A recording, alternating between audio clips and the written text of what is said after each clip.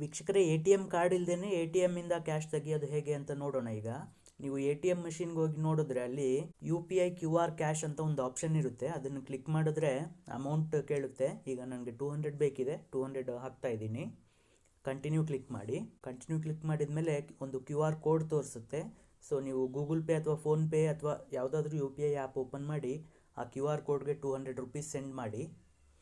ನೆನ್ಪಿಟ್ಕೊಳ್ಳಿ, ನಿಮ್ಮದು S B I account ಇದ್ದರೆ ಮಾತ್ರ ಇದು ಆಗುತ್ತೆ. ಬೇರೆ ಅಕೌಂಟಿಂದ ಪೇ ಮಾಡಿದ್ರೆ ಕ್ಯಾಶ್ ಬರಲ್ಲ, ನಿಮ್ಮ ಅಮೌಂಟು ರಿಫಂಡ್ ಆಗುತ್ತೆ ಸ್ವಲ್ಪ ಹೊತ್ತಾದಮೇಲೆ. ಈಗ ನಾನು ಎಸ್ ಬಿ ಐ ಅಕೌಂಟಿಂದ ಪೇ ಮಾಡಿದ್ದೀನಿ, ಪೇಯ್ಡ್ ಅಂತ ತೋರಿಸ್ತಾ ಇದೆ ನನ್ನ ಫೋನಲ್ಲಿ. ಈಗ ಮಷೀನಲ್ಲಿ ಏನಾಗುತ್ತೆ ಅಂತ ನೋಡೋಣ. ಸೊ ಮಷೀನ್ ಹೇಳ್ತಾ ಇದೆ ಟ್ರಾನ್ಸಾಕ್ಷನ್ ಸಕ್ಸಸ್ ಆರ್ ಫೇಲ್ ಆಗೋವರೆಗೂ ವೆಯ್ಟ್ ಮಾಡಿ, ಹೊರಡಬೇಡಿ ಅಂತ ಹೇಳ್ತಾ ಇದೆ. ಸೊ ನೆಕ್ಸ್ಟ್ ಕ್ಲಿಕ್ ಮಾಡೋಣ, ಕಂಟಿನ್ಯೂ ಕ್ಲಿಕ್ ಮಾಡೋಣ.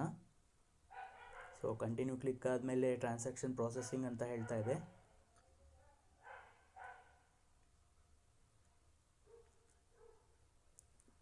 ಇಲ್ಲಿ ನೋಡ್ಬೋದು 200 ರುಪೀಸ್ ಕ್ಯಾಶ್ ಬಂದಿದೆ without A T M card.